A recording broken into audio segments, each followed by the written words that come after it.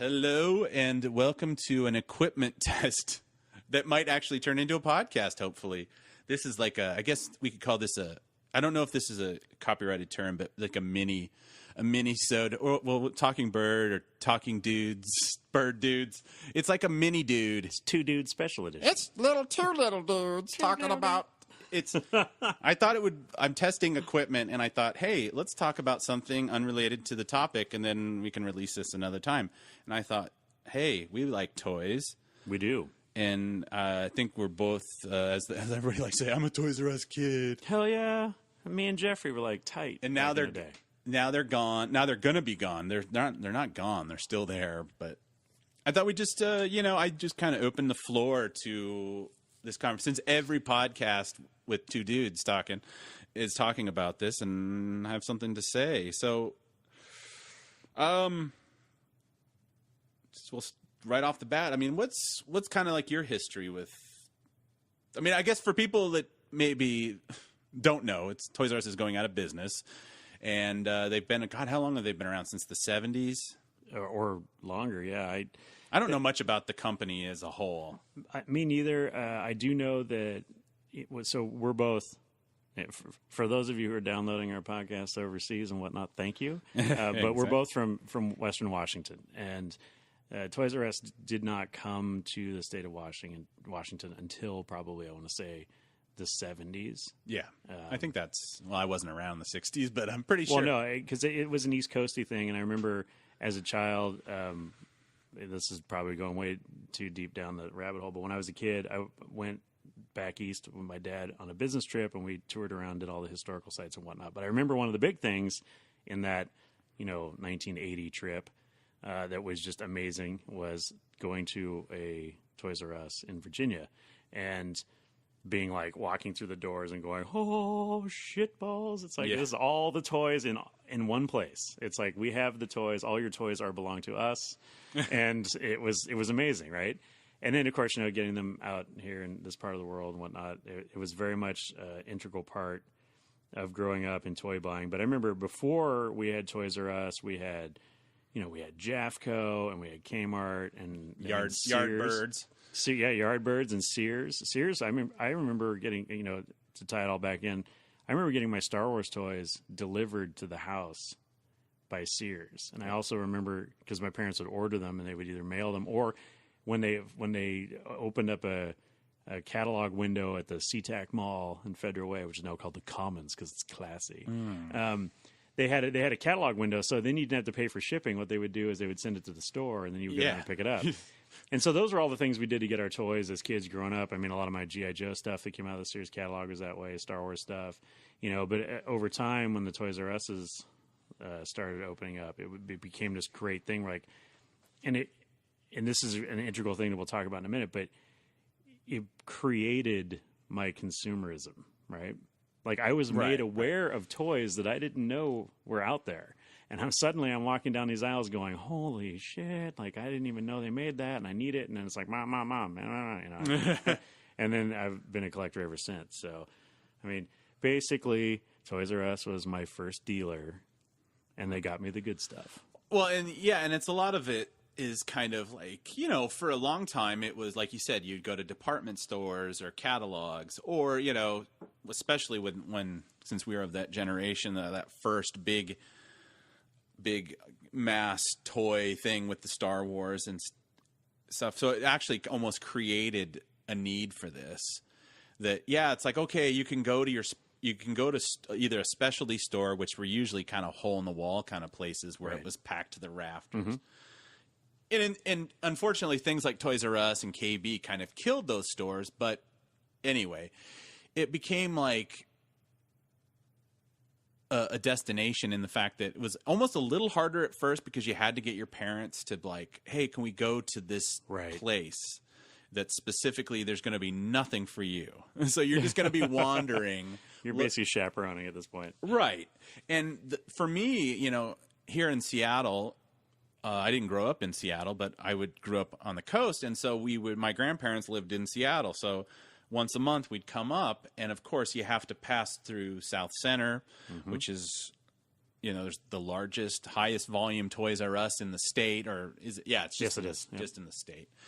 And every time we were heading out of town, it was like if I could get them to leave at about 2 on a Sunday, that meant I could get a good hour in that Tukwila Toys R Us, and plan that trip accordingly, man. Yeah, right. And it's like and they would have things that no other place would have. It was like and there was just they were lousy with it, and the fact that they had so much of it, you would be like, you wouldn't be showing up to say, pay and save or whatever, and there'd be like maybe 3 figures on the rack, and they're all like, snaggletooth or whatever thing that you didn't want at that time, which I know there was a time when like now everybody'd love to see those, but there was a time when you were looking for something and there was always like peg warmers back in the day. Huh? Like I think Obi-Wan Kenobi was a bit of a peg warmer even in the early days, because it was like, why would I want an old man figure who dies exactly suddenly midway through the movie? Exactly. And he's got this goofy cape that rots. Well, they all had goofy capes. Yes. But to be fair, yes, the vinyl capes are terrible. But Toys R Us is one of those stores that I never stopped shopping at. I've been shopping at Toys R Us for 36 years or whatever, and it's that thing where you're just like, I can't, if I could, and they've transitioned and changed over time, and they moved the location, but it's like, it's even when later on when I got into video games and stuff like that, it's like Nintendo stuff. That was literally the only place you would go, because there wasn't GameStop. Right. There wasn't any of that stuff. Yeah. The same thing is either buying it in a catalog, or like you say, going to actually the Toys R Us, because they had the video game section. That was the place. Right. And it's just like, I'm trying to come up with something unique to say about this, because it's like I don't have any great forecasting abilities about there's a lot of reasons why Toys R Us is going away. Some of it's the capital company that owns them. Some of it is the downturn in the whole toy thing, about the way kids play, the way, even I don't know how much of their income was geared towards like adult collectors. I mean, those trends have changed. Well, I think, like you say, it's a multifaceted fail, but one of the issues, and I think, I mean, okay, so like companies like Amazon clearly don't have a problem with this, but they come from a place of constant innovation and reinvention. And Toys R Us was as an organization, and I think part of it had to do with the capital management group. They weren't willing to take risks. They weren't willing to invest in it, because when they bought it, it was already, laden with debt and partially failing to begin with.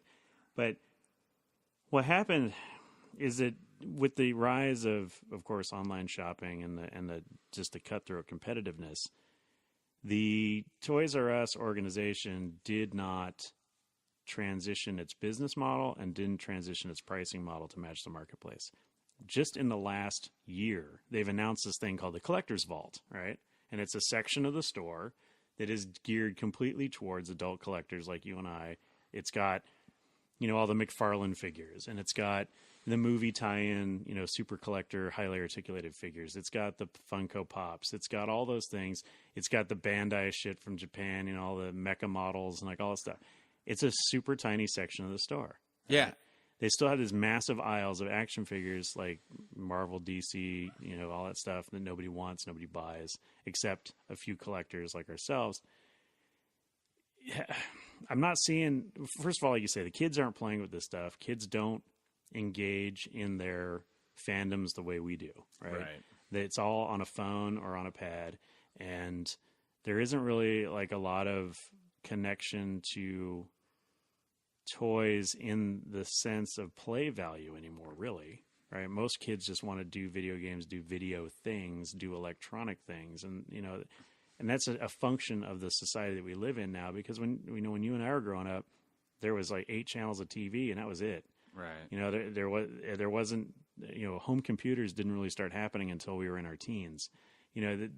We played with toys, and we would watch movies in the theaters, and then we would play with toys for all summer long after the movie came out, making up our own stories, doing our own thing. but we don't have to have that anymore because we have Force Link. You know, I can take my figure and I can run it across my thing, and it gives me lines from the movie, and I'm like, oh yeah, that was so cute when Rose said that thing about the dogs or whatever. You know, like, whatever. Yeah, it's so funny you bring that up because I, you know, in my form of grieving, I've purged my Last Jedi figures that I bought. I mean, some of them I bought at discounts already because I have nieces, and I sent it to them. You know, all the ones that I didn't want anymore, and they got, and they were very excited. But they actually, you know, because they were taking the packages apart, they were looking at that Force Link bracelet because I think there's a little piece of paper in there talking how to use it. Yeah, they're like, "What's this?" And I'm like, "Oh, that's something that you put on your arm and it talks." And I go, "You don't need to do." "Oh no, I would have loved that." And it's just like, yeah, you're never getting it. That's like the $30 toy at Toys R Us. Yeah, and it comes with that Kylo Ren figure that they specifically, the girls were like, "I didn't like that guy. He took his shirt off or whatever." And it's like, yeah, it's. Would you fuck me? I'd fuck me. Yeah, it's the Buffalo Bill of the Buffalo Jedi. Buffalo Jedi. But yeah, it's that. Well, you know, of course, I'm an old fart, so it's like, you know, things like Force Link. But they had Comtech, you know, 20 years ago when Phantom Menace came out with those little which chips. Nobody bought either. Yeah, and I remember seeing those for like, I remember somebody, one Christmas, I opened up a box from somebody, and I'd gotten like all the Phantom Menace figures in one of those because they got down so cheap that people were getting them for like $1. Almost all of the original Phantom Menace figures that I bought were at a KB Toys, which is another interesting thing we'll talk about in a second. But yeah, I got all that stuff on clearance. I got all my figures for like $1, and it's it's humorous to talk about that because, you know, the what's old is new again thing.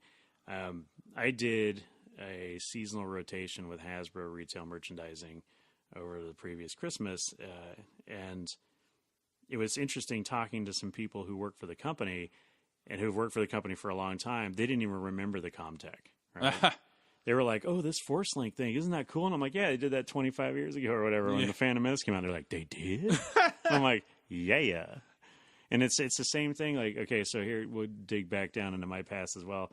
I used to work for Amazon.com, and I worked for them in the late 90s when the company was 3 years old. Okay, and I remember when we started weddings.com, pets.com, wine.com, homegrocer.com, and like 3 other sites that all were these super, you know, cutting edge, innovative things. And they all failed miserably because the world wasn't ready for them. Right. And now I go look in downtown Seattle, and they've taken, you know, 1 million square feet in downtown Seattle and created the Amazon Fresh grocery store where you can order your groceries online and have them either shipped to you or you can pick them up or whatever. And everybody's like, "Isn't this such a great and new and innovative thing?" And I'm like, "Yeah, you're the same assholes that wouldn't buy from homegrocer.com in 1998, and you almost killed the goddamn company." Yeah. You know, so don't give me, you know, anyway, it's the same thing. It's like everybody just acts like it's never happened before. Yeah, and it's like, we've been doing it for a while. It's like pulling the string on your G.I. Joe guy. It's like the Prime Now thing. It's like, I remember when I, like, back in the, like, 99, when I first got married and we were in our first apartment together, and I found out about Cosmo.com. Oh, Cosmo, yeah. I loved it because I was right in that perfect window. It's just right off the West Seattle Bridge, and they would have stuff. You know, I would just literally sit there and, like, surf because they were terrible at pricing, so they would always accidentally underprice things. Right. So I'd be like some new video game that was supposed to be $60 and they'd have it marked for 20. So so I basically participated in them, you know, collapsing or whatever. But I watched a documentary about them. They were their problems were baked into the thing. But it is that thing where it's like, now you can Prime Now your video games, and nobody buys movies anymore, so it's kind of like whatever. But it really you know, when something like Toys R Us, that yes, they didn't really innovate, and you were talking about this collector. What's the? It's like the collector's vault or whatever. Yeah. So they announced that at San Diego in 2017. Okay, because I was there. Gosh, what was it? Not last weekend, but the weekend before. That's the first time I'd ever even seen that. Right. We were just wandering because we went into the one in Tukwila, which is the closest one, and they hadn't announced that they were closing anyway. It was kind of like that thing where people are saying like it's imminent. So all of a sudden we're there on a Sunday, and the place was packed. Everybody thought they were going to get like Deals. stuff Yep. handed to them. Nope. And the guy was kind of laughing. The kid working there was just like, yeah, we haven't been this busy Since Christmas. Yeah, since Christmas. It's so great. And I was looking at stuff and I stumbled across that because I already looked at the Star Wars stuff and realized there's nothing left for me to buy. Nothing good. Yeah, there's nothing good that I want. Unless you want 25 roses. Exactly. And a few Poes and a few fins. Yeah, and a few more roses. And a few more roses. Oh, and a couple 6-inch as Constable Zuvios. At full price. At full price. And so I'm like wandering, just seeing like their video game deals, and I stumble across this section, and it was great. But at the same time, I did buy something, but I had to make that thing like, well, if I yourself a Deckard doll. Actually, no, I bought a Brody. A Brody from Mallrats. Nice. He comes with a little. I almost bought a Renee the other day. He comes with his. Yeah, I was thinking like, maybe those will be. I'll get those for $1 or something. Brenda. Yeah, exactly. But it's that thing where it's like if I had now I'm glad to know that it's relatively new because I'd feel like a heel that I'd been going in there, at least twice a month on my, on toy runs, and I'd never gone to. I just go to that one actions thing and I just turn around and leave. Okay, well they've been in the store since. I want to say August. Like they announced it at either San Diego Comic-Con or they announced it at Toy Fair or whatever last year. And then they started putting it in. And they had kind of already started to do it. Like they put a section. There used to be, so for example, in the Tukwila one, over in the back corner by the bikes, they used to have a section which was the collector toys. Okay. Right? Yeah. And that was where like the G.I. Joe packs were. And like the Freddy Krueger dolls and like that kind of stuff was back there, the McFarlane figures. Then when they started bringing in more and more pops, they were trying to figure out like where are we going to have a pop aisle, like how are we going to do this thing? And then they got smart and they said, oh, all the really high end or high dollar toys, the $25, $30 action figures that aren't branded to something like Star Wars where we're going to have a whole aisle of it anyway, or the Transformers, right? And some of those one-off video game tie-ins and stuff. So they created this thing, and they've started implementing them, and they have one in the Tacoma store, I know. They have the one in Tukwila. I'm sure they have them all over the country for now. And for this week.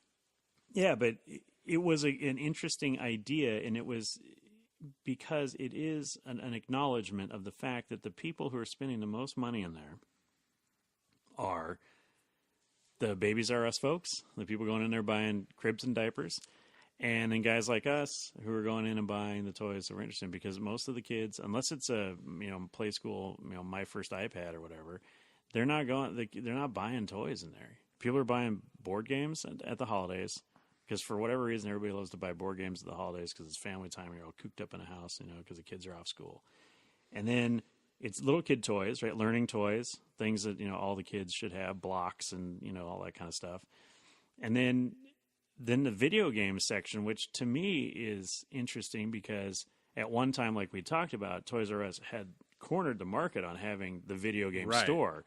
And now with GameStop and places like that, and again, the internet and Amazon and all that stuff, but you have specialized retailers who have a much larger selection. And it's kind of, again, this is a huge multifaceted problem, but you have this thing where we went, as a society, we went from having all of these individual, small, focus retailers, right? You had the record shop. Right. You had the bookstore. You had the video game shop, right? You had the kitchen store. You had the guy selling lawnmowers and farm implements. Well, all that shit got consolidated into places like Walmart and Sears and Target and shit like that, right? So we went as a society into these massive retailers that did a little bit of everything, but they didn't do any of it well. Right. But they did it just enough and priced it so right that they could kill all the small businesses. And then now they're like, now we're stuck with this mediocre, shopping experience. And I just experienced this a couple of days ago. I was setting up a TV and I had a VCR, right? Yeah. Those things, right? Back in the day, yo. Yeah. Magnetic tape, bitches. Anyway, setting up a VCR, and the new TV did not have a standard component video plug, right? Right. You needed either RGB or you needed HDMI, and I didn't have that. And I'm like, you know what? Fucking, I'm going to go to Radio Shack, and I'm going to get me a splitter that's going to go from it, because they have all that crazy shit. There aren't any Radio Shacks anymore. Right. They're all gone, right? And so then it's like, oh, that's great. I can go on Amazon and I can order the exact thing I need, and it's $3 and it's Prime delivery, and I'll get it in 4 days, or 2 days or 3 days, whatever it is. But there was 4 Radio Shacks within driving distance from my house, and they're all gone. And you also might have a chance, if you're not familiar with it, maybe that you'll actually have somebody go, yeah, that's not what you need. Right. You actually need this. Right. Of course, then again, it's fair to say sometimes you go to Radio Shack and they bullshit you and sell you something for $50 when you could have bought it for $3. But well, I don't need a transistor radio, and I don't, like all that other stuff, and I'm still not going to buy a Commodore 64. So, and that's another reason why Radio Shack went out of business. But the thing is, the Radio Shack though is a prime example of that local small business that had you didn't need it every day, but when you need it, you need it, man. It's like it's important. It's an important component. But the problem is there's not enough people shopping at that place. Like if I need it once a year, and 100,000 other people need it once a year, you're going to do good business unless we all do it on the same day, and then you don't see us again for the rest of the year, right? Right. And anyway, so now we're starting to branch back into this model of specialty retailers, right? So yes, GameStop is a massive corporation, and they own ThinkGeek, or they merged with ThinkGeek or whatever. But the deal is, I go to Toys R Us, they have a crappy selection of video games. Mm-hmm. I go down to GameStop, and they've got a much better selection of video games, and they can order me whatever I want, and they're going to beat the price, and so smaller, focused retailers are starting to chip away at these larger box stores, and that's one of the other things that was killing Toys R Us. The last thing, I read a very interesting think piece on this just the other day. Apparently, the way that the capital group that owned the company had it set up was they could bleed on the toys because they were making huge money on the baby stuff. Oh, yeah. But over time, I don't know if it's less people are buying baby shit, or there's such a dearth of baby shit on the market. Like if you ever go to a garage sale, like, right? Hello. I mean, Facebook. People have all those groups where they're always like trying to downsize their. Like the kid gets an age, and I'm like, we're not having any more. Then I'm gonna go on some Facebook group in our neighborhood and be like, who needs a crib? Who needs a stroller? Who needs pants that the kid wore twice and outgrew? Like all that stuff. So people are having less children was the thing with the article, right? The article was like, well, people just aren't having kids, so the market demand isn't there. But I would counter that with, yes, birth rates are down. However, I think that a lot of people are becoming more and more savvy with their shopping, period, but specifically for children, because instead of going out and buying everything brand new and spending all that money on a kid, the kid's just going to like either wear it twice or they're going to puke on it and you're going to throw it out. I'll just go spend $1 at a yard sale instead of $20 at Toys R Us. And again, Toys R Us is one of those places like, where else do you go to get maybe Target? Yeah. To get a bassinet or whatever. Like, I don't know where of course, I'm not a parent, I know, for full disclosure, so I haven't had these problems. But, just in my shopping experience, going to a mall or going to, various retailers or whatever, the best selection of baby stuff was obviously Baby R Us. Well, I can also find a pretty goddamn good selection of baby stuff at 4 or 5 yard sales in my neighborhood every summer. So, stretch my dollar, right? Yeah. So it's killing it. And I feel like that one of the big thing that Toys R Us really, when you realize that they weren't paying attention is the video game things. Because like I said, 20 years ago, they were the destination. And then there was all the small specialty stores and GameStop. And it's like, GameStop is all right, but I personally don't buy a lot there because I don't like how they do business. Because like you'll buy a new game and then all of a sudden they'll whip out like something that's been opened. And then go, oh, this is new. And you're like, no, it's not. You took the disc out or something, which I understand. I worked at a place that we would sell stuff as new and we'd take the disc out. And I always hated having to try to like smile and go, oh, yeah, this is just as good as buying it with plastic, when I know that, one of the other employees has taken the disc out 3 times and may have scratched it or something. Right. But with the video game situation, it's like they have all this real floor space. And they never once said, hey, let's go for the 20-something, let's go for the 30-something people that are buying games by, introducing value and access. They've always been, it's like their sections they've always kind of kept it behind glass, which I understand, but they don't display it in the fact that you don't, it's like going to Walmart and looking at games. It's like people only ever buy Walmart games because it's on sale, or it's the only game in town, literally. But, Best Buy across the street from where this fabled Tukwila Toys R Us, they have that deal. If you spend $30, you give them $30 for 2 years, you get 20% off every new shrink wrapped game that you buy. Right. Doesn't matter. You can make that back in a couple of weeks. Yeah, if it came back, if it came out 6 months ago, it's still 20% off. Even Amazon doesn't do that. They do a thing where it's only like for the first 2 weeks, it's 20% off.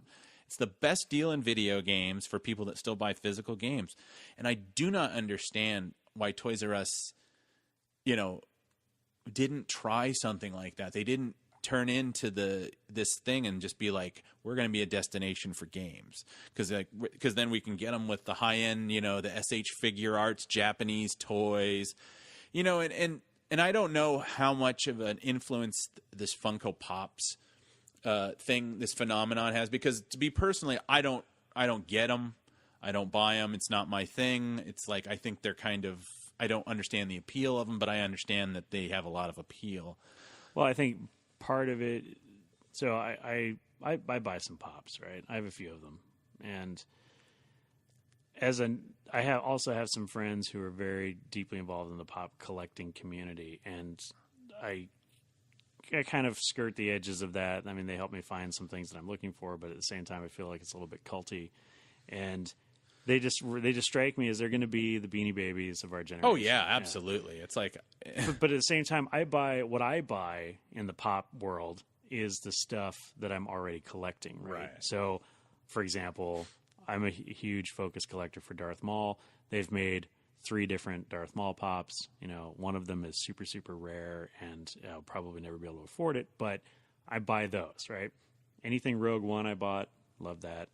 They made some G.I. Joe Pops that were fantastic. I bought those because I'm a G.I. Joe guy, right? But I follow some of these people on Facebook, and they're like, if it comes out and it's a Pop, I'm buying it. And there's people that have thousands of these things in their houses, and I'm just like, I don't care about the Disney princesses. I don't care about the cereal box figures. Like, I don't need, a Lucky Charms Pop. Like, they've got everything. Well, and that's the thing. And I don't mean to, I'm not trying to crap on somebody's collection, but it's the way I see it is that these Pops, they, and I've watched these profiles of Funko, which they're 45 miles north of here up in Everett, is that their whole thing is like, well, we basically can design in-house, and then they get all the templates and all the stuff, and they just send it over to Asia and have it done. There's not a lot of craft to those. And I always feel like, as fun as they are, is they're like a little cheap, I don't know, are they made out of vinyl or whatever? Yeah, they're vinyl, PVC or vinyl. Whatever, PVC or vinyl. Like it's a great way, for people like their work, either to collect, ancillary to their main focus, or they want to have something to signify at work. They want to put on their desk. Like my cousin in their wedding, they're into that stuff, so they put them as, they took them and used them as the centerpieces at their wedding. Of course, I've seen a lot of they didn't realize how many people stole those, so they lost most of their Pops. But my point is that I worry that it's like, those things are one piece, and it's almost like in some ways it's kind of like, they're literally like, it's a Pop. It's a thing. It's like it's a pop. There's no complexity to it, and it's almost like you're ruining people's palate for good toys. It is. It's the junk food of collecting. Yeah, and it's like, you know a lot about toys and stuff like that, and so it's not going to hurt you, but then people are going to be like, well, I can get, like for me personally, it's like, when I got my Baze Malbus from Rogue One, it's like part of the reason I got, I bought him as a die cast, and I bought him as a 3 3/4, and I bought him as a 6-inch Black Series. That I really love that aesthetic of that character. I loved his costume. I loved his ridiculous gun that looks like a Jiffy Pop popcorn maker shotgun thing. And it's just, there's something, it's pure classic Star Wars design. And so I keep buying it. Now, some people might just go, hey, I'm just going to get this thing. It's kind of got the shape of his thing, and it's kind of got his ponytail, and he's got his eyes. So you can kind of tell it's a Chinese guy because they've done the eyes a little differently. And it's like, oh, I'm good. And I feel like in some, and I'm not trying to take people, if that's as much as people want to invest in it, that's fine. I just don't want people that maybe were on the fence of like, maybe I'll get the Black Series, and it's like, well, this is I can get this for $10, half the price, yeah. half the price, or I can get this thing and I got to display it and then I got to buy a little thing, and it's like, now I'll just get this. Right. And I feel like in some ways it poaches that impulse for people to want to get into what's fun for me with toys, and to me it's like it's the accessories and the sculpt, and I'm kind of a low end collector in the sense that, yeah, okay, you can come up with a beautiful, airbrushed face of a character and stuff, but I'm literally like, oh, they were able to do this at the $20 price point. I like that. Right. And to me, actually, $20, that's not a small feat. I mean, for something that's just going to kind of go up on your shelf or whatever. It's, For years, I resisted the impulse to buy $20 toys, $20 action figures. And ultimately, I got sucked in when The Force Awakens came out. I started buying those Black Series figures, but I never bought. Well, I shouldn't say that. Not never. But I again, focus collecting, right? So when the Black Series Star Wars came out, they made, 40 or 50 of them before the movie, before Force Awakens, and they started renumbering and all other stuff, different packaging. I only bought one. It was Darth Maul, part of my collection. Now looking back on all that, I'm like, shit, I should have bought all of them because some of them are so retarded in their pricing. But I never really got into any other stuff. I did buy the Deathstroke DC Direct figures. Again, that's another focus collection that I have. But it seemed like if I was going to be a completist, the price for entry on that shit was crazy. Because you're like, oh, we're going to do a run of like 25 figures, and they're going to be $20 each. And you're like, Jesus, man, that's a lot of money.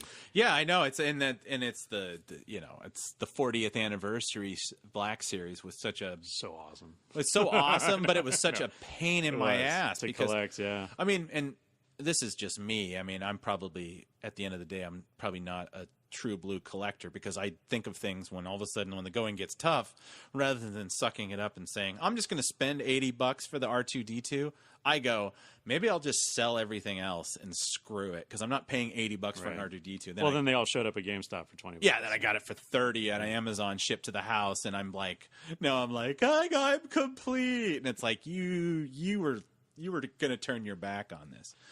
But yeah, I think it's getting back to the way that toys are kind of displayed. It's hard because it's hard to know how many people are really out there doing this kind of stuff. Is it kind of a ramshackle small group of collectors? Have we met all the collectors in the Pacific Northwest already? Because it's like we've been in house parties with them all, and then really we're kind of like a dying group of old guys, and there's not going to be like their kids are maybe going to get into it, but we're rarely going to have some rando 22-year-old show up at a Stars meeting and be like, yes, That's it's like, our meetings, I don't think I've ever seen anybody under the age of 30 ever show up. Well, there's one person. Okay. And he doesn't show up very often. He and his dad come and yeah. But I mean, they also have a life outside of Star Wars, which I don't understand that. Okay? Yeah. It's true. The toy thing, like I said earlier, kids engage in their fandoms differently now. But my question is, when they hit like 30, right, and that nostalgia tickle happens, right? Which I hope that's still a thing that people get, right? Well, that's true too. Like, will they even be nostalgic? Right? And what will you be nostalgic for? Right? Pops, maybe, I think Black Series. I think people are always going to collect those Black Series. But. Well, there will always be an inherent collector value in those items, but we look at, so again, we'd spend a lot of time talking about Star Wars, and there's plenty of people who collect other things. I mean, if you ever want to go look at Mark Palomo and what he does, his collections. If anyone does ever hear this, the Collectible Spectacle. Is a multi-part documentary. They did one on him. They did one on a woman named Air Devon, who's a G.I. Joe collector. I don't think she's actually alive anymore. And there's a whole thing about her collection being liquidated and what. Anyway, long story. But go watch the one about her if you're a G.I. Joe fan, because that woman had 4 of every single G.I. Joe thing ever made, mint in package, and she was writing a book. But she was one of these super collectors that was so, like, nothing was good enough. She'd been working on this book for like 15 years, and it was like 7 volumes, and she was like, well, I have all these pictures of all these toys, but I want one in a better package. And you're like, you're never going to find one of those in a better package. And the fact that you have a 5,000 square foot house that's packed floor to ceiling with G.I. Joe stuff is, first of all, it's amazing, and I just want to come live there. But you've crossed over from collector to like this weird obsession thing, and anyway. But Mark Bellomo, his collection, he's got a little bit of everything because he writes books about collecting, and so he's got many books published about collecting all kinds of different types of toys, and he's got shit that, again, I never knew was made. Like, did you know that there was a MASH playset? Like, the TV show had action figures and a playset. No. There's this big fold-out thing, and it was the camp, and it had the tent in the center, and it had the sign with all the 3,000 miles of New York shit. Like, never knew any of that shit existed, right? But there are people out there who that's in their wheelhouse, nostalgia. And so they're going to go back and find that. So my question is, we look around, and I joke about this stuff on Facebook, but I see these cartoons and these toys, and everything's dick and fart jokes. It's like, I'm Pickle Morty. I got a dick. Great. And then it's like, then there's these shit house toys or whatever. What are they called? The poopies? I don't even. Oh, yeah. The poopies. Yeah. And it's like, oh, I collect different turds, right? Well, that's in the. Yeah, it's. I'm sorry, I'm interrupting. No, but I'm just saying, like, what is this generation going to be nostalgic about in 15, 20 years? And I think if of course, if you have the answer to that question, you're going to be rich. But really, like, look at what is popular now. But look at what was popular when we were kids. There was hundreds of different shows on. Right. We had the Snorkels, and we had the Smurfs, and we had Thundercats, and we had all these crazy shows, Thundar the Barbarian, all that, all those things, He-Man, and each group has its own collector base, and they're nostalgic for that stuff. But I look at what's on TV right now, and I'm trying to figure out, is like some girl who's 10 right now, 20 years from now, is she going to go try and find mint and packaged Bratz dolls? Maybe. I mean, possibly. It's always a possibility. I mean, and I think I think I would definitely hope so.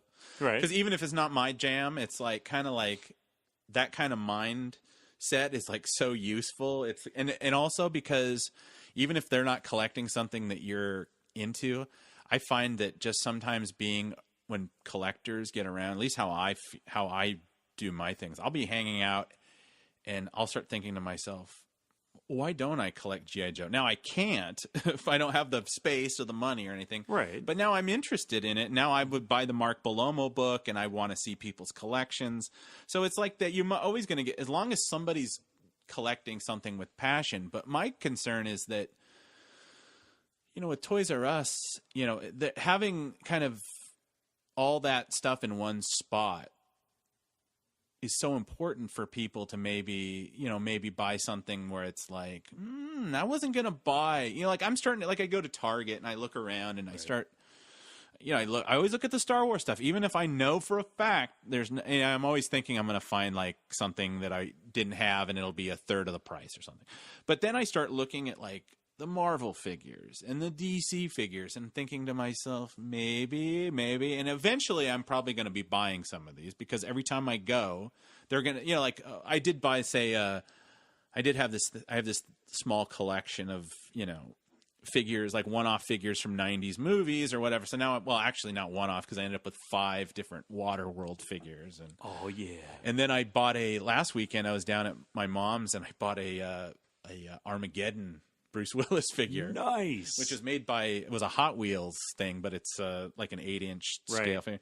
And I bought the Alien at the Comic-Con and so I mean it's already whittling away at my, I'm buying new, I'm buying some vintage, and I had said, Star Wars. I was 2 years ago I wasn't even buying Star Wars. I was like, no, I just do the podcast. That's all I need to do. And then all of a sudden now I'm sitting in a room and I'm looking at my childhood toys mixed with my, Black Series helmet and my clone tank that I bought from a dude, and which is so awesome, by the way. yeah, it's I love the. It's actually a Rogue One tank now. Well, yeah, you can put gin in the back. Well, see, I got juice. People won't find this interesting, but it's like missing half of the pieces, but on one side. And the guy I bought it from, Chris, I kind of was like, oh man, wish I had all the pieces. And he's like, dude, just turn it around and display it the other direction. And I'm like, that makes perfect sense. That guy just saved me $100. Totally. Because it's like, it's sitting there and it's like, I'm not going to play with it. I mean, it does have its batteries in it. I can turn it on, but it's, yeah, I mean, as long as I'm just worried that, Toys R Us is in all these towns, and that was kind of a lot of people would get inspired by that. And so it's just going to be Walmart, it's like they have to churn stuff out. Oh, yeah. They have such, I don't know, some Walmarts have a lot more toys than others, but traditionally I've noticed that seems to be the toy sections of Walmarts are shrinking. Target, they churn that stuff really fast. It's kind of, butted up against seasonal stuff where it's like right. one week there'll be Star Wars toys, and then the next week it'll be like beach toys. And you're like, whoa, what the heck happened to here? Toys, yeah. So toys are now in the eyes of retailers are now a seasonal thing. Right. So again, when I did this turn with Hasbro, it was, we would work with the toy department managers and all the different stores, and every retailer has flex space, and they have shelves that are designated for overflow and for flex and for hot items, and then they have feature end caps, and then they'll do shippers in the aisle, in the main aisles and stuff like that. Toys gets like at a large Walmart, they'll get like 4 short aisles. Okay, one half of one of those aisles is all Lego. One half of one of those aisles is all Nerf. And then you have 2 aisles of girl stuff, or, 2 halves of an aisle. So 1 full aisle of girl stuff and 1 full aisle of boy stuff. And then they'll always have year round, they'll always have an aisle of like baby and learning toys, because that's just year round stuff. Because, Christmas comes once a year, but babies arrive every day. And then, but the toys are always next to the seasonal section.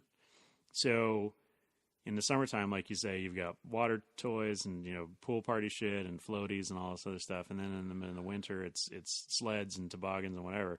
But they clear out the entire garden section at a Walmart and turn it into a toy section during Christmas, because that's the seasonal thing, right? You're planting plants in the summer, you're selling toys in the winter. Right? And that's kind of how they look at it. And so, again, if Walmart, just as the example, if Walmart represents a significant portion of the purchasing power in the marketplace of toys, the way they do it is it's like so many things, like we talked about with the large box stores. They go lowest common denominator in the sense of what's going to sell, right? What is the thing that I can push the most of out the door? And they may give you a chance because your name is Star Wars, but if you don't do it very well for very long, they're going to clearance the fuck out of you, and they're not going to order it again. And that's what we saw with the Forces of Destiny toys. But they're going to do like, what's the most selling thing that DC has or Marvel has, right? Oh, it's Thor and it's Spidey and all that stuff. They're going to push all that. Star Wars may work, but Star Wars, and I blame Hasbro a lot for the way the Star Wars toys have failed. But Star Wars, at least recently, has this, and I'd say probably the last 20 years, maybe 15 years, they have this notorious habit of either repackaging figures we've already got, like, ooh, look, it's the same, Uncle Owen figure, but he's in the 40th packaging, and he's in the weird bubble pop, and he's in the one with this guy on the label, like, oh shit, but it's the same figure. Now he has a chip in him, you can... Right, but... I will say the one thing about the Force Link toys, okay, we've kind of ripped on them a little bit. Those, because they have the chip in them, they're actually all new sculpts. Every single Force Link toy, that's true, is a new sculpt. So even if you take even though we got 75 Poe Damerons, if you take this Poe Dameron toys from the Force Link line versus which is the Last Jedi versus the Force Awakens line, all different figures, even the pilots. So anyway, but the thing is, like, you get the repacks, but then the other thing they do is they do this stupid case thing where they have you get 5 roses, and then you get 1 Stormtrooper, 1 Luke, 1 Emperor. Like, then it's like, oh, I need to get 25 gins, and then you get one Zuvio and one whatever, like, and then, but that's in the 3 3/4. And then the Black Series, you get all the Zuvios. But it's one of those deals where instead of just giving me a case of, if you make 8 figures in a run, give me a case of 8, one of each. And then let me buy multiple cases as a retailer, and I can put them on the shelf.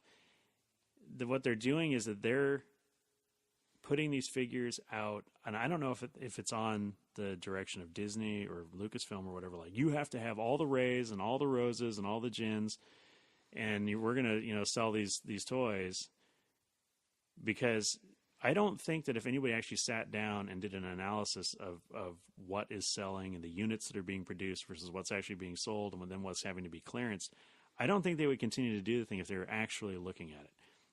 But it's a Hasbro business model, and they do it for all the lines, not just Star Wars. So like the Thor Ragnarok figures, for example, the character Hela. Oh yeah, it's like was really the hard. 1 in 20. That's the hard. Everybody's talking about that online, and it's like I haven't even seen that figure, but it's like people are going to want that because it's one of the better looking characters in the movie, and the figure is amazing. And if not to get too far down the weeds, we talked about the Black Series, but the thing that they're doing now with that face printing technology, where the characters are now actually looking like the actors. Well, they started doing that on the Marvel line before they did that on the Star Wars line, and that Hela character, like that, it comes with 2 heads, right? So it comes with her without the helmet and the weird face paint or whatever, and it looks exactly like the actress. I mean, it is like spot on. And like you say, everybody wants that, but they only put 1 in a case. Yeah, and see now, and the funny thing is, like, I've been hearing so much about now. I kind of want one, and it's not even to make money, just because it's like it's really not cool. to flip it. It's like, is it cool? It is cool. And so this is the thing is, I didn't again, because it's that $20-something price point, $23 at most retailers, and I'm going to save my $23 for the Star Wars figure or the whatever other figure that I'm collecting. When I was working for Hasbro, I was unpacking these things all the time in the stores and putting them on the shelves, and I was even noticing, damn, man, this is a case of 8 figures, there's 1 in there. And then you get like 3 of the Surfer Thor, and then you get 1 each of the others. And then it was this other thing that they do, which I'm glad they haven't done with Star Wars, and I hope they don't do it with Star Wars, but the Build-A-Figure deal. That's the thing that they've been doing with these. Oh, yeah, where there's an arm. There's an arm and a leg and a head. And they've tried it a little bit with, like... They did the droid builder thing. Yeah, or you could... 3 3/4 back. Weren't there, like, accessories that if you bought 2 or 3 figures, you could put together, like, a gun or something? Right, so when the Force Awakens figure lines came out, they had the different mission series. So they had like 4 figures would be desert and 4 figures would be jungle, and those 4 figures came with an accessory that if you snapped them together, they made like a larger weapon or whatever. But the other part of Hasbro retail, which has been doing this for years with the Marvel characters, is, well, you got to buy these 10 figures so you can build the big Thanos, or you can build the big Swamp Thing, or you can build the big Groot, or whatever. And I'm glad they haven't done that where it's like, oh, if you buy all 45 Black Series Star Wars figures, you can make a Rancor or whatever. Like, some kind of shit like now that. Now that you've said it, it's coming. It's probably going to happen. It's probably going to happen, and I'm going to be tempted because, I always say, oh, F you can't market to me like that. And then all of a sudden, like a month into, I'll go to a Stars meeting, everybody's all talking about it, and I'm like, maybe I should take a look. So you're back in the barge then? Yeah, no, I'm not back. I'm not back in the barge. I mean, I love the idea of the barge. I'm actually, and see that we should pivot to that because it kind of goes to show you where toys are going. If Toys R Us is going the way of the dodo, and then simultaneously Hasbro is pushing this, for people who don't know this, there's this $500 prepay a year in advance. If they can get 5,000 backers, Hasbro is doing a 3 3/4 scale. True scale Java sail barge, and it's been a very controversial thing because some people think it's kind of scummy on Hasbro's part, crowdsourcing, and some people think, actually, I kind of lean more towards the fact that this is kind of the way, if you want high quality toys with a lot of accoutrements, this is probably the model, with stores going away, which, although now we're saying KB's coming back. Right. So this is so we'll get back to the katana in a second, but the the weird underside of the death of retail is that, again, we've talked about venture capital, right? So venture capital owns the Toys R Us brand and the stores and their assets and everything. And so they filed for bankruptcy and they're going to liquidate so they can pay off all their debtors, which, by the way, the two largest people they owe money, or two largest amounts of money they owe, are to Mattel and Hasbro. Right. In the excess of $3 billion apiece, right? So, which is interesting to me because I guess they're buying on credit, but it's like, I don't understand why Hasbro and Mattel haven't worked harder to work with Toys R Us and try and either coach them through the changes and the problems in the market, because it's still one of their largest vendors. Right. I mean, yeah, they're still selling through Walmart and Target and other places, but again, the people that I talk to at Hasbro, they often referred to Toys R Us as their de facto showroom, right? Because you don't have anywhere else to go and look at their full product line. You can go see some of it at Walmart and some of it at Target, but you see all of it usually at Toys R Us. So the thing about this crowdsourcing and whatever deal and the future of toys and the death of retail and the capital groups, these brands die, they go away. Or the brands don't die, but the companies go away, the physical presence, stores close, whatever. KB Toys used to be a toy store in the malls. They were in every mall in America. They were sort of a small, and there was another one, I forget now what the other store was, but there used to be two toy stores in every mall. They merged. And then they merged, right. And then they disappeared. And KB was the predominant one. KB was the one that bought the other one. Well, there is a gentleman, and I forget his name, and I apologize, I don't have it in front of me, but he collects brands. And he is a venture capitalist. He's got a shit ton of money. And one of the ways that he makes his money is he buys these brands. And this is very reminiscent of internet squatters. Mm-hmm. So when the internet was first, being introduced to the world, people were buying up URLs like with famous actors and actresses' names, other company names, and they were the rightful owner of the URL. And then when somebody would come along, like Arnold Schwarzenegger would be like, I need to make a website. And they'd be like, oh, well, ArnoldSchwarzenegger.com, .net, .us, and .org are all owned by Steve over here. And he's like, I'll write you $1 million check on my website. And so he does that, right? That sounds like Tommy Wiseau. No, it's not anyway. But the point is, I'm not Austrian, all right? My people come from Swiss Alps region. Okay, so the thing is, though, is they would make a shit ton of money doing this, right? They would basically buy up the URLs and then they would resell them to the, I won't say rightful owners, but the people that should probably have had them in the first place, because people were slow to pick up on the internet and what it was. And then when eventually people were like, oh, I can make money or I can do a thing, it's too late. A bunch of guys, own, usatoday.com or whatever, and they're like, well, could we please maybe have our moniker back? And and so I got a lot of guys made a lot of fast money doing that. Well, this guy, whose name I don't know, I apologize. Look it up, people. I know, look it up. Do your own damn work. This is a Minnesota. This is an interactive thing. This is your part. You go find his name.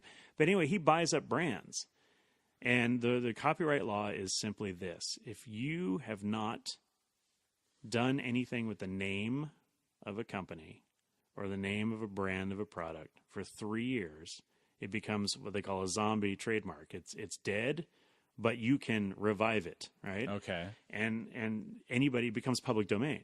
So, for example, there's a brewery in Tacoma, my hometown, called the Pacific Brewing and Malting Company.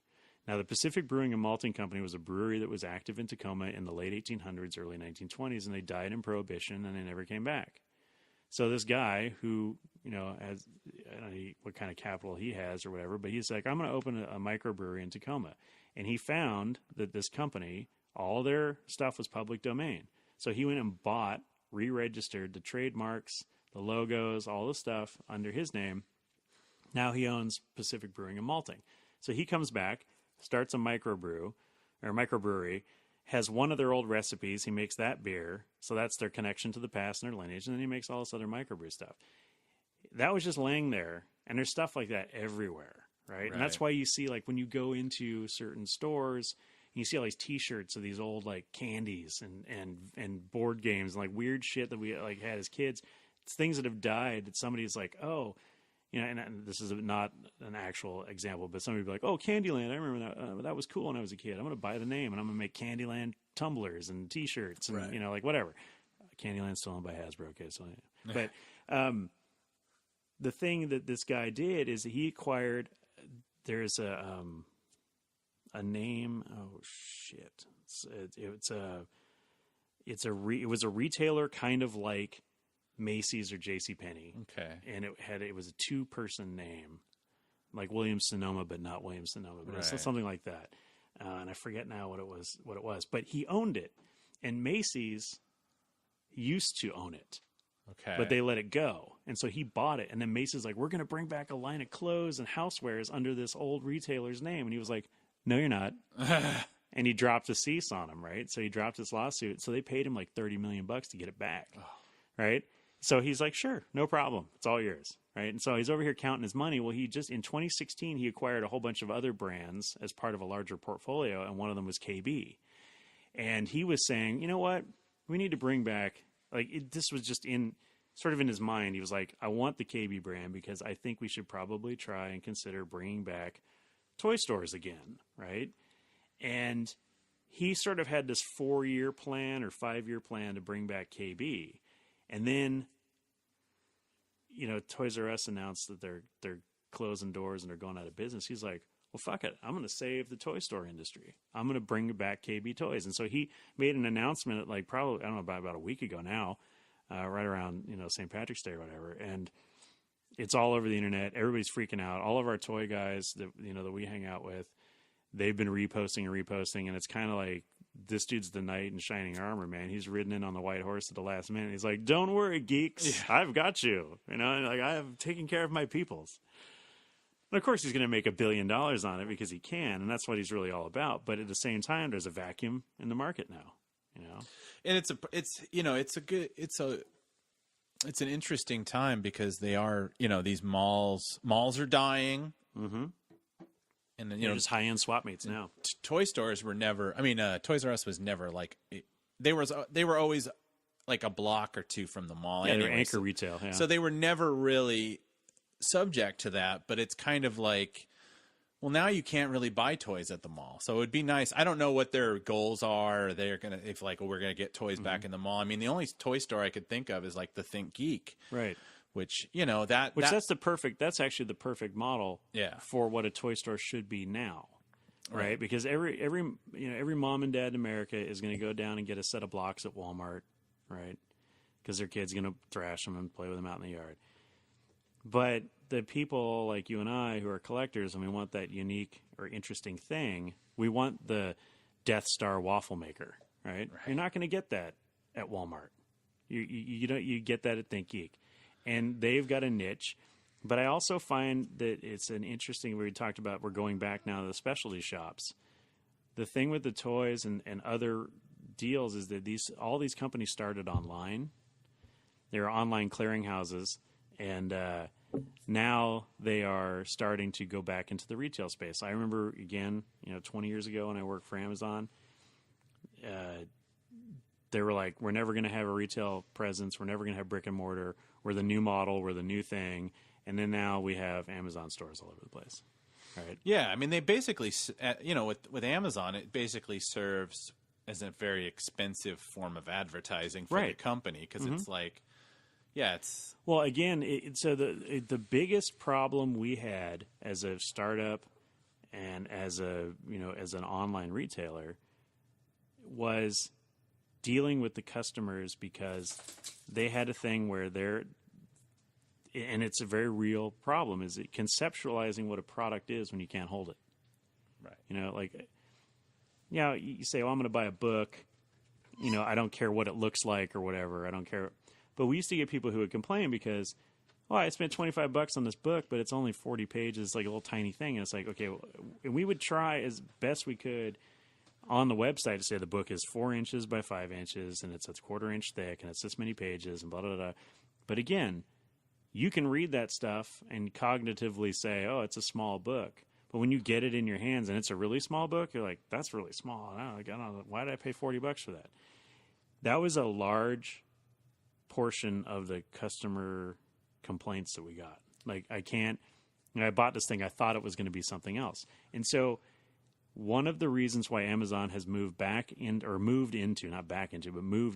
a retail brick and mortar space is specifically because of that, because they're trying to sell technology. They're trying to sell the Alexa thing or whatever, and the Dot and the Echo or whatever the fuck they're called.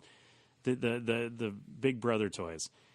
But they can't, you can go online, you can watch a video, you can go watch your boy on YouTube, do the Alexa perpetual motion machine or whatever. But again, they want people to come in and they want people to play with it and they want people to talk to it and they want people to interact with it. And then they can say, oh, okay, I'll buy that. And yeah, but you don't need, 6,000 square feet of retail space for that. So we'll fill the rest of it with our best-selling books.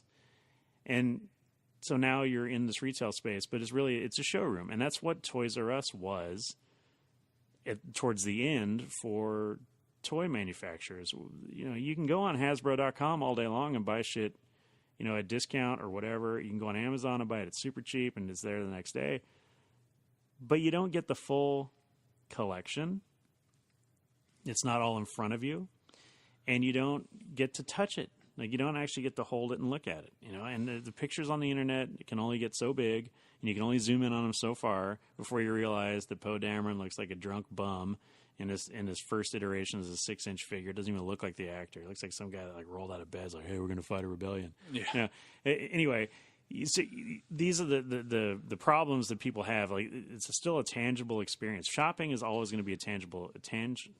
Yeah. Yeah. It's tactile. Yeah, that just sounded weird in my ears. It's like trying on clothes. I go to the mall and I try on clothes, and then I know what size shoe I wear from Nike, which is different from what size shoe I wear from everybody else. I know what waistband size pants I can buy from Levi's versus what waistband size I can buy from Walmart or Target or whatever. Anyway, but then I go online and buy that shit because I can get it cheaper. Right. We are more and more going back to the model of retail space as showroom. You used to go buy a car. You would go into an office, a 600 square foot office. They'd have one car and a desk and a big fat book. And you're like, I want that car, but I want it this color. I want this interior. I want this engine. And everything was built to suit. Now they make 4 packages. You'll get the heated seats and the rear window defroster and the air conditioning in this package, but you'll get the nice wheels and the leather seats and the whatever in this package. And they use statistical models to create vehicles now, right? And so now you have these massive lots full of these cars, and they're hoping that you'll buy one of them. Instead of getting the car you absolutely want, right, you get a car that you mostly want, right? And so I see us, as a society or whatever, going back to this more specific model and the showroom concept, because you don't need to have 600 rose figures hanging on your peg. What you need one of each of the figures there. You go in, you say, I love this set, I would like to order all of them, please. And then they either send it to your house or you come down next week and they'll have it. Or if they have it on hand, they can give it to you right there. But instead of guessing, the girls are going to love it, we're going to make 6 million Rose figures, and all the little girls are going to want a Rose figure. And picking on Rose. It's every store I go into, it's all that's left. She definitely is. She's the peg hanger. Yeah, peg warmer. For this particular movie, she's the peg warmer. Last one, it was Jyn Erso and Cassian Andor. Nobody bought Cassian either. And in this one, nobody's buying Finn and Poe, but they're not buying them at a lesser rate than they're not buying whatever. Anyway, yeah. So, but the point is, instead of making a guess, we're actually fulfilling the demand. Yeah. And here's the thing: is we're making also in these decisions about the 1 per 20 case, like with the Hella figure, or 1 per 8 or 16 or whatever the fuck it was. The thing is, the retailer, or not even the retailer, the manufacturer is making a determination about collectability, right? Right. And this is one of the things that I hated about comic books in the 90s, and I hated about baseball cards and all stuff, is like everybody says it's collectible, but it's really not collectible, right? Yeah, It doesn't matter if, I mean, it does matter, it doesn't matter, but it's like, it doesn't really matter if you think, if you even liked Hela in the movie, right? It doesn't matter if you thought she was the coolest thing. Hasbro has made the determination that she is the most collectible figure. Right. Right? By just the The virtue sheer, of virtue of having only manufactured a few of them. This goes back to our, as kids, we bought and we played with Star Wars, and now we go back and we look at Star Wars. And the thing is, there was 1 billion figures manufactured by Kenner between 77 or 78 and 86. Okay? 1 billion of them. And yet we still can find collectability in that because there's different levels of collecting. Everybody's got, you do, I do, everybody that we hang out with has has whatever figures are left from their youth that their parents didn't throw out or sell at a garage sale. Those of us that were lucky enough to have parents who cared about us and put them in a box and hung on to them, right? We have these beat up, trashed figures, and we cherish the shit out of those, because that was my childhood toy. Would I like to have one mint on card? Of course. Right? Yeah, right. Can I afford it? No. Right? So there's 1 billion figures made, but how many are still in the package? Right? And so the market takes care of itself. The product takes care of itself. Make 1 billion Star Wars figures now, but make an even number of all of them so that the collectors and the people who want to buy them can buy them, instead of you having to chase down a Fenn Rau figure in Europe for $400. And then it turns around 2 months later, you can get it for 10. Right. But yeah, you're right, because what happens, and like I said, we have been picking on the Rose figure, but she is the peg warmer. When you do go into a retail situation and you're buying something for someone else, when you see that there's a glut of a certain figure, your mind immediately devalues that figure anyway. And you are looking for there's only 2 of these. Maybe I'll get those 2 of this. So it's like they again, you're right. They're not only picking what's going to be collectible, but they're already picking their peg warmers. Right. It's like they're going, oh, we're going to have this, the new characters and stuff. And then, I don't know. I mean, the sculpts are so bad, and it almost feels like, I would never say that they were purposely trying to kind of. You think they're trolling the collectors? Right. Yeah, I wouldn't, not saying that, but it just feels like, it's one of the toy podcasts had said, they didn't like the fact that a lot of the Force Awakens figures came with these weird accessories, right. Like the Phasma had a thing that looked like something like a bandsaw or something. Right, yeah, there was a chainsaw thing. The bandsaw. She doesn't use in any of the movies. And someone said, well, how much would it cost? Will those figures cost if they didn't include that? Could they get them down to a $6.99 or a $5.99 price point? Well, jump ahead to The Last Jedi. Now they'll have a chip in them. They'll have a chip in them, but they're the same price. You don't get any. You don't Now you don't even get accessories. Yeah, you don't even get come with shit. Yeah, my Luke has no lightsaber. Yeah, has no lightsaber because that would be a spoiler. Because that'd be a spoiler or something goofy thing, or half the figures don't come with guns anymore. Or we're not allowed to do that anymore. Yeah, exactly. Thanks, Disney. Yeah. But yeah, anyway, we should probably wrap this up because I felt like we needed to at least talk a little bit about. I don't think there's anything that's going to save Toys R Us. Obviously they've made. Well, clearly not. But again, everything has a second life. So we see the rise of the KB brand again, or the threat of the rise. This guy could also be a world-class bullshitter. He could also just be trying to get somebody to pay him money to get the KB brand back or whatever. Because supposedly Toys R Us owns that. So I don't know if he's trying to throw a wrench in the works of the the liquidation process or what. Anyway, my hope is simply this: I want toy stores. I still want bookstores, for Christ's sake. Right. And I'm glad that Barnes & Noble hasn't completely died yet. They're the last retailer other than used bookstores, and I absolutely love used bookstores. Don't get me wrong. Half-price books is like my spirit animal. But I just hope that we haven't moved into a post-play age and a post-toy age. And I'm very scared that this might be happening.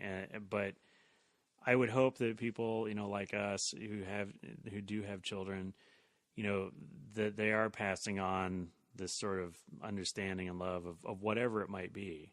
If your kid's into Pokemon, or if your kid's into, brats or poopies or whatever, like, if that's their jam, then, feed that and, get them immersed in it as best you can, because it keeps all this stuff alive. Like, 40 years from now, they might not be making Star Wars toys, and there could be some other weird, crazy nostalgia thing, but everybody's going to be nostalgic for something.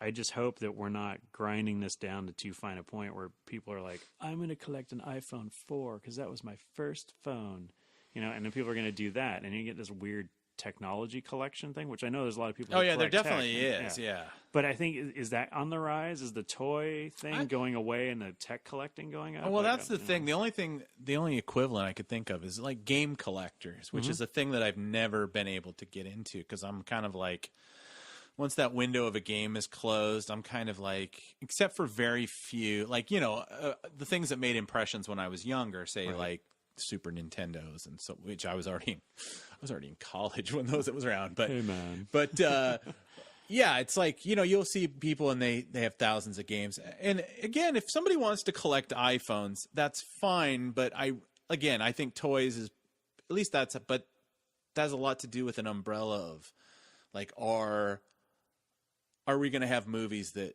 are going to, if everything just keeps getting kind of, it's going to be Ready Player One. Yeah, it's all kind of intersectional franchise thing, and then it's all determined by who legally could do that. So it's like Ready Player One. I don't even what's their entire merch. I don't even know if that's a thing that would have merch, because you'd be selling other merchandise, right? Other franchises merchandise. Unless you want an action figure of a kid sitting in a trailer in Ohio with a VR headset. Yeah, and it's kind of like, what's the playability on that? Yeah, I just hope they keep making Star Wars figures, and of course, the people are talking about the the vintage series is coming back next month, I guess. But even then, I'm not really excited about what the first run is. Well, the first run is I think the first 10 figures they announced, 8 of them are repacks. Yeah, and all they are is, so for those of you who don't follow, the vintage line is the highly detailed, highly articulated 3 3/4 versus the 5 POA standard, and what the line that is carried forward, it wasn't called the vintage series, it was called the Walmart exclusive Black Series, which was basically the vintage line for the last however many 5 years or 4 years or whatever. So what they're doing is the next line that they're going to release is going to be mostly repacks of stuff that if you were a Black Series 3 3/4 collector, you already have a couple of. Right. And they're all going to be peg warmer characters. They're going to be Rey, and they're going to be Jin, and they're going to be Rose, and they're going to be Poe and Finn and like 4 other dudes. And then I think we're going to get something cool like a Tarkin or something. But right. I know Tarkin's part of the 6-inch series. Oh, yeah, Tarkin's the 6. But they're going to actually only have 2 other characters, I think, two new, like completely new, brand new. So you're kind of in, again, this whole thing we talked about, the repacking, the repackaging. It's like, I have a Darth Maul action figure that has been re-released like 6 times in different packaging. And of course I have all the packaging because I'm a Darth Maul guy, right? But the packaging a lot of it doesn't even feature Darth Maul. It has to do with like, is it Power of the Force 2? Is it Power of the Jedi? Is it this? Is it that? Some of the sculpts change, some of them don't. I know if you go to Jedi Business, they have all the pictures of all the different sculpts, and some of them change slightly, and the paint jobs change slightly. But for the most part, it's the same damn figure over and over and over again. And I'm getting some fatigue on that. Like, I want new figures, right? And they did do a couple with the Rogue One set. They did a double set with the version of him from the Rebels cartoon, which is great. But for the most part, unless you're a super focused collector, and I would like to think that there are super focused collectors for Rey and for Jin and for Poe, but for the general collector, and this is the thing, kind of going back to what we were talking about with the showroom, I want, if I'm a collector, on air quotes, and if I'm a completist, air quotes, whatever, I want one of each of a line, right? I don't want to have to buy a case which has most of the line and then 5 of one figure in it. And I think that goes back to my argument earlier about, just give me the option to order what I want. So if I'm not a completist, right, I don't have to order a case. I can buy one figure or 3 figures, or if I only collect the ladies of Star Wars, or if I only collect aliens, or if I only collect, I know there's guys like Armored Imperials, that's all they buy. Stuff like that. Let the consumer make the choice. I mean, with the technology that we have today, and you could probably order a custom figure and have it to you in 10 days, like a totally custom figure if you wanted to. So if you've already said, okay, we're only going to offer 10 figures in this line, and we're just going to fulfill based on orders, we're going to make, say, a couple thousand of each one, and then we're going to kind of see where the trends go, and then maybe we can hedge our manufacturing instead of saying we're going to manufacture 1 billion roses and then we're going to only do 1,000 Luke in the Octo 2 outfit or whatever. Right. And then now everybody's running around going, where's my old man Luke figure? I need my old man Luke figure. And you're like, nope, but we got 5 roses for you. And that kills the retailer, though. And again, really quickly, it goes back to this whole thing, the reason why Toys R Us is dying, and the reason why toy sales are really weird right now. A lot of people are saying, well, toy sales are down, action figure sales are down, and there's a tendency to blame the consumer, but I don't really trust that, because the manufacturers are making decisions about unit production, and then they're pushing that on the retailers, and the retailers are either, I don't carry Star Wars and I miss out, or I buy the complete offering from Hasbro and then take it in the shorts. And then take it into shorts because they made a manufacturing decision of characters that suck, right? Or characters that suck, but characters that people aren't collecting, or they're not as popular as they thought they would be. Right. The fact that you still have at the Toys R Us in Tacoma, and I know that same thing at Toys R Us in Tukwila here in Western Washington, that you have 10 to 20 Constable Zuvio Black Series figures still on the shelf, okay? That's a 3-year-old toy. That's almost going on 4 now, right? Right. And it's a figure that you made based on a script treatment. I understand that how toys are made is that you say, okay, we're making a movie, and we want to have toys the day the movie comes out. So here's the 10 characters that have speaking roles in the film. Here's their pre-production art. This is what they look like. Go make us some figures. They make the mock-ups. Yeah, that looks good. Here's the packaging. Great. Goes to production. And then J.J. Abrams cuts Zuvio out of the movie. Yeah. And so now you have a whole bunch of people. And it's not just because Zuvio... I mean, it's kind of an ugly figure. Yeah, I mean, even if he was in the movie, from what I expect, it would have been like a 10-second interaction. Right. It wasn't even. They should never have made it. And somebody at Lucasfilm licensing should have said, "Yeah, don't make that as your second series. Don't put that as your first." Yeah. Because they had that. And the funny thing is, they had that weird issue where there weren't enough Rey figures. It's like, well, who made that decision? Right. It's like. She's, regardless of something like, oh, guys, don't buy girl toys or whatever, which I don't believe that works with Star Wars anymore, unless it's The Last Jedi, and that's a whole nother thing. But people wanted it. People were excited. The hype was that the highest it was ever going to be. Mm-hmm. It's never achieved that. And then they didn't have enough. Yeah, they underproduced the Rey figure. And then instead of fixing that, they overproduced the next character. And then she didn't, the Jinn, and then people didn't want as much of those. So then there's a glut. And it becomes this weird thing where if they had, I don't know. I mean, it has a lot to do with movies and how they're made now and the lead times. Like, it's not just one person's fault. No. I feel like it's a top to, from the licensing to the movie itself. Not that, Star Wars is one of those movies, like, yeah, the licensing that is always a concern because you can tell. Because they throw ships in and stuff like that be like, oh, this will make a great toy. So it's not like they're not thinking about that when they're designing the movie. It's kind of... Well, that's why we have to get a repaint of a stormtrooper every movie. Right? Exactly. It's like, oh, okay, so now we can sell the same snowtrooper, the same First Order guy. Or I'm buying that dusty trooper from the Han Solo thing. So hell yeah, the pimp trooper with the big fur jacket, and that one too. Hell yeah, oh yeah, 6 and 3 3/4. Oh yeah, man, pimp style. I shouldn't even say that. And that's here's that other thing we were kind of talking before we started recording about. Now that Star Wars is kind of I feel like I kind of got shit on by Star Wars or whatever, and now I'm kind of in this weird place. Do I go and see Han Solo the first weekend and say, hey, make a thing for like, hey, we kind of want Star Wars that has a respect for what came before it? Or do I not go for a week and kind of like say, hey, man, this is what happens when you tick off the fans? But then again, with on the toy side of things, it's like part of me wants to get my, my Alden Ehrenreich Han Solo Right. and my new Lando and all that stuff, and then part of me is like, well, everyone's saying that they've already written this off, so I can get this stuff for a quarter of what they're going to sell it for in a couple weeks. Why would I do that? It's Right. like, or is it going to be like, oh, we only do one Lando per case, or we only do That's going to be the thing. we only do one Pimp Trooper per case, and you're like, I'm on like, these Tacoma toy traders like, oh, I'll trade you 2 Revens for. Yeah, exactly. It's going to be one of those. Yeah. It's so true. And I look at the first run of the Black Series, the new Black Series that's coming out.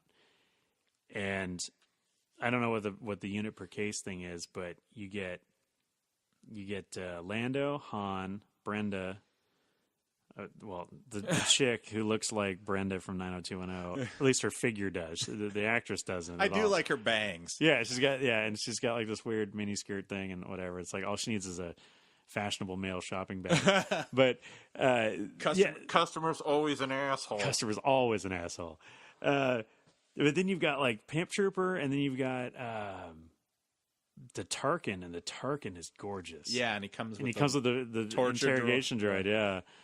Yeah, the calipers. Whoa. And yeah, I mean, it's going to be a great run.